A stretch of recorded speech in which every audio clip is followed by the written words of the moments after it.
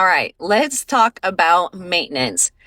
Can you think of like two or three things that in life requires maintenance? And I'm talking almost everything, like your mental health, your physical health, your marriage, um, even your relationships, right? Not just your marriage, but your relationships, your friendships.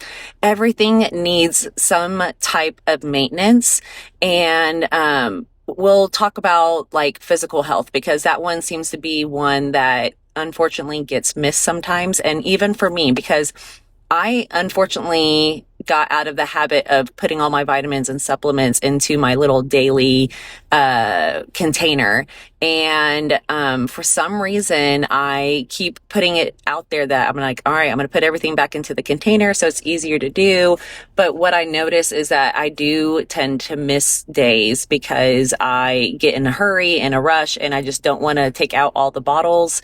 And I just keep on moving with my day. But then I realize that as weeks go on, with me missing a couple days here and there, or even getting into a stretch of a week of missing it, I don't feel like my best self. But taking vitamins that single day doesn't automatically make me feel better, but it's maintenance. You guys, like, we got to make sure that we're doing those daily things.